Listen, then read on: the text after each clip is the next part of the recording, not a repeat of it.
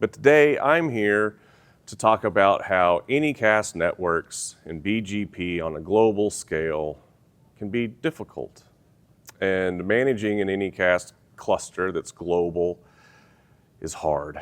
But when you have it all set up and you have it working well, it sure is nice. So who am I?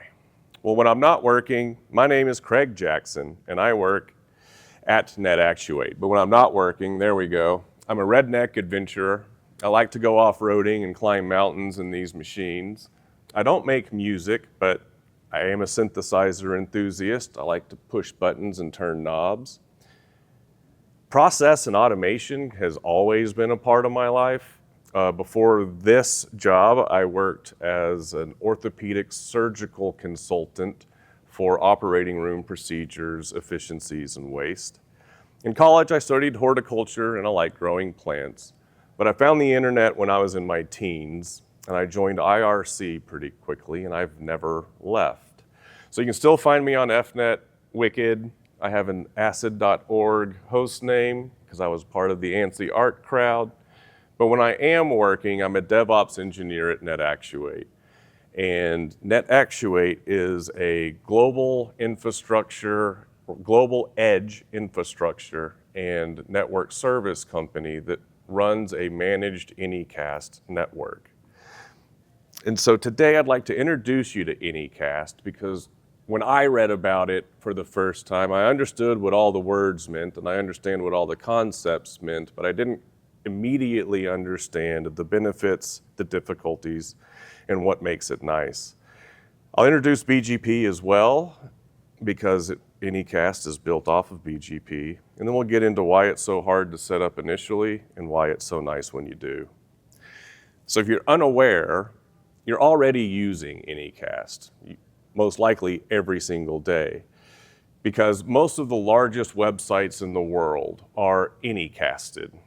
And an Anycast address is a single IP address that's put on multiple machines around the globe. And you can think of these as just ingress points. They're doors into your network that we place around the world in strategic positions to provide low latency connectivity to a region of the globe and have access to your network. So all of the major websites, all of the shopping platforms, DNS, every single time you make a DNS request, you're hitting an Anycasted service. All of the major cloud companies, Anycast in some way or another. And in fact, a lot of the largest disruptions you notice on the internet between Cloudflare, Google, Microsoft, that's usually a BGP miscommunication or a bad Anycast change. CDNs and streaming technologies also use Anycast because Anycast favors, naturally, a low latency connection regionally and locally. And so what is it a little more technically? Well, again, I mentioned earlier, we're announcing the same IP block out of multiple locations at the same time. And so the way that you would make it work for your service is you would create BGP ingress workers across the globe and creating these doors into your network. And you would migrate the data or whatever you want to serve from a low latency perspective to that edge cluster of VM nodes or ECMP workers in the BGP sense. And you can horizontally scale a POP to increase your ingress capability in a specific region. And you can also fail over a region and the nearest region will automatically pick it up. Anycast is self-healing, it's reliable in and of itself. Because you have the same IP address that's scattered over the entire globe, it's naturally resistant to DDoS. So a distributed denial of service attack, rather than hitting one machine, is going to wind up hitting several machines from different regions. Anycast is built upon BGP, which is Border Gateway Protocol. It's how two different networks communicate with each other and share connectivity between them. These are the routes that my network has, and we're making that available to the neighbor. In order to use BGP, you have to first register an ASN, or an autonomous system number, with ARIN, and then you would add an IP prefix to that ASN and register that as a routable object. And then you would peer with the BGP neighbor. And this is just another router, another switch that you can connect to share that route with. The sharing of routes is called announcements, and announcements spread like a virus does. I tell my neighbor the route, they tell their neighbors, and it spreads, it transmits like a virus. The only way that you can control the routing outside of your own network is by attaching communities to it. This doesn't guarantee the routing. The choices that you put in your communities may or may not be received and responded to by the surrounding networks around you. And so that's why it's hard, because BGP is actually not based upon physical locations. We're trying to open up a door in, let's say, Seattle, and typically that works and everything is fine. But regional politics and policies, a BGP routing configuration is a set of policies.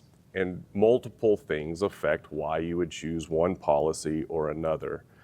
If your neighbor connection or your upstream is transit versus peering, there's a level of bureaucracy and dollar bills attached to who gets the route and who doesn't. And that changes by region. And so if you want to spread your service globally, you've got to know regional politics. You've got to know regional failovers. And you got to understand all of the different ISPs and relationships per region.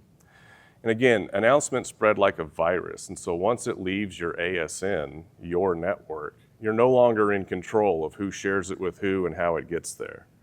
You have influence, but not total control. Also, it can be unpredictable if your routing policies aren't correct. For instance, if you spawned a bunch of ingress in Singapore, Australia could wind up rerouting to Singapore based on regional politics. It's also incredibly hard to monitor Anycast traffic from within your own network because you can't see the return path. And so it's really hard to know exactly what the end user is seeing when it tries to reach this IP address that we've scattered all over the world. And so I have to then buy resources and other providers to begin looking at my own network. And the problem is my customers don't live in data centers.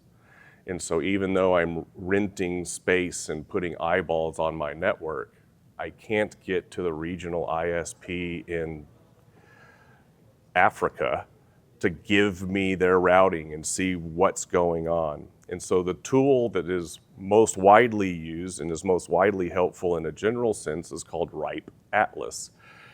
And that's basically just a bunch of ISPs that put little nodes in their network, and it allows you to see the routing coming out of specific regions and how they reach your service. And so the cost to set this up and then monitor it, and then all of the long-term changes that you have to react to can be very prohibitive and expensive. So why would anybody do this at all? Well, as I mentioned earlier, it is naturally load balancing. There's one IP spread out across as many locations or regions as your service needs.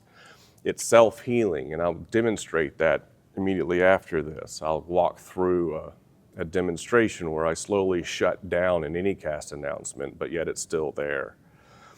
It naturally favors the shortest path. So routers will be aware of multiple locations that your service is announced out of, but generally the BGP and global routing system is going to prefer the shortest path.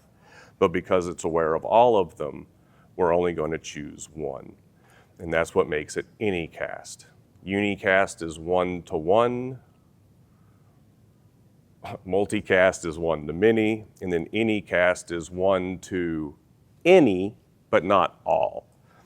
And so you can think of an Anycast announcement through BGP as just an open door to your window. These are the different point of presence that we have across the globe where we can announce ingress or egress to a service. And so we're opening up doors and windows, and we're just trying to capture little local regions and pull that in to that area. So that's kind of an intro to Anycast and BGP. I was hoping if Yash is here that he would get into telemetry and eBPF from here, because I would like to learn about that. But to learn more about us, you can go to our GitHub. We have modules and playbooks that stand up network infrastructure, Anycast nodes, configure BIRD or FRR. We try to make this as easy as possible through modules and downloadable just examples. Anycast.com is a resource for all BGP activities and what Anycast requires and how it works. And then right outside booth 49, we have an example of dialing up from the 1996. And we also have examples of DevOps workflows that completely set up a service on an Anycast network. And so thank you. From here, I will slowly kill a service. But is there any questions before I start to destroy an Anycast network? All right, let's get into a demo. So here I have on the right-hand side our portal, and this is the sessions view. And each one of these sessions is, again, a window into my service. This is a single IP address at 45.54.50.1, and I have just a hello world, but I'm attaching the actual host name of the node that we're hitting. And this is a way that we can track who is hitting our service and where are they going. I have a trace route in the top left. It looks like we've already bounced once since I started to run it, so let's get a clean one. And then I'm currently hitting, and I'll refresh to confirm, RDU. So let's imagine RDU just got into a hurricane. And we should very shortly, routing is changing. I pushed a button and the whole world reacted. It feels powerful. So now immediately, if I refresh, I'm now in Ashburn. And so we can imagine that hurricane is still coming in and it's going to go up into Ashburn.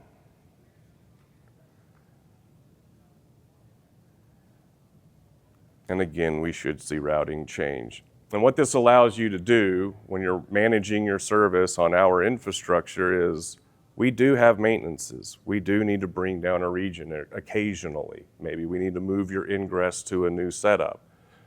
It's very easy to manage these maintenance notices because we can just bring down the ingress in that POP.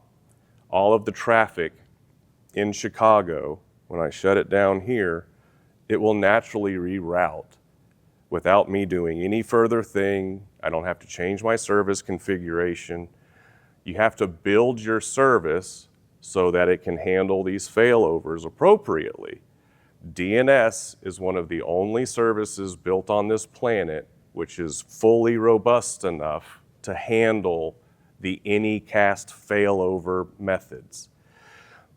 But because DNS is built in a way where everybody can check itself and there's caches over here and it's always available, when it fails over, it just goes to a new region. Latency does not drastically increase, and it just naturally heals itself as we continue to move through. So this is an example of just kind of an ingress into a service that's been Anycasted, and how as the world falls apart, you're still available. So again, I'll open it up to questions from here. I am hoping for an eBPF talk after this, so I would love to hear more about it, but any questions, I'm open. Are there any situations where Anycast wouldn't be desired? So there's several. When you definitely want to know where your data is coming from. A lot of the larger websites will Anycast their website in the control plane, but then they will unicast to a specific data warehouse. And so Netflix is Anycasted to the website, but when you click on a movie, it unicasts to one of their caching nodes because they want the specific control because of the streaming latency that they require. Anycast can give you generally good performance, but a lot of those specific sites where you're trying to get bits off the disk and into the pipe, a lot of times you'll have two layers. You'll have a data layer and an Anycast layer. I've even worked with some companies that Anycast on both layers, but one's internal and one's external. And so they'll say, my movie is on 4 machines. You only need to connect to .1, but I'm going to put .1 on all 4 of these machines. And when you immediately find it, we'll unbind .1, and now you have a stateful connection here. So there's multiple ways to break it out, split it out, and architect this. But the main point and the main focus is that your end user, to reach your site, if it's a latency sensitive operation, Anycast is a very good way to just generally provide at all times a low latency connection. But yes, geo-based routing, like I believe Tailscale chooses that. There are several reasons why you would want to, but it's mainly geopolitics. Again, we want to keep all data in France and Europe. So yes, there are definitely reasons why you don't want Anycast. Yes, sir. Can we say that Anycast has many advantages and really security threats? Yes. You are exposing your service on multiple endpoints. However, that ingress is typically consistent in every single region. So it's not like you're increasing your attack vector. If anything, you're decreasing your availability to a traffic attack. But it's dangerous in a way that if Dallas turns off and all of your service jumps to Denver, if Denver doesn't have enough resources to handle Denver and Dallas, you're just going to have a domino effect of Dallas got hot, Denver got hot, LA got hot, Portland got hot, and you're just going to slowly kill it one node at a time. And so it is sensitive, it is difficult, it is hard to manage, but when it's all set up, almost any service can highly benefit from it. We manage an Anycast service for our customers, and these are some of the reasons why they use it and why we like to provide it. Yes, sir. One weird day I had a DNS failure and I run out websites in Google Kubernetes engine, and I have a keycloak server with a static IP address, and my service couldn't connect to it. And I had to tell my deployment, keycloak has this specific IP address, and then it could connect to keycloak. So do you understand what may have happened, and did these services prevent that?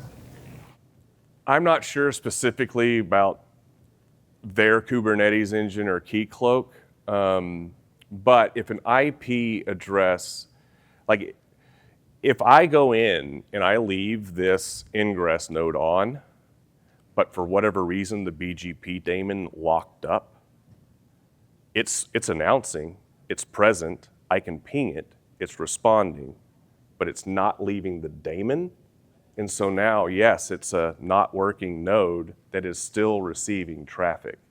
And so there are situations in an Anycast setup where it's just the daemon, the actual BGP daemon, it just needs to be reset.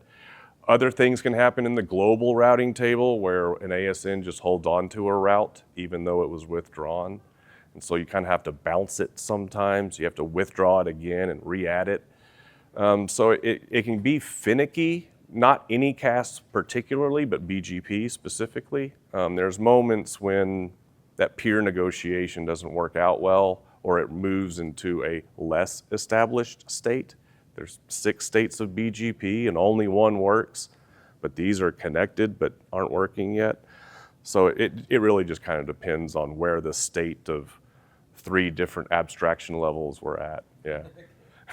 What's Kubernetes networking and then VM networking and then, yeah. So a lot could have gone on there. But if there's no other questions, I'm done for you. Thank you so much.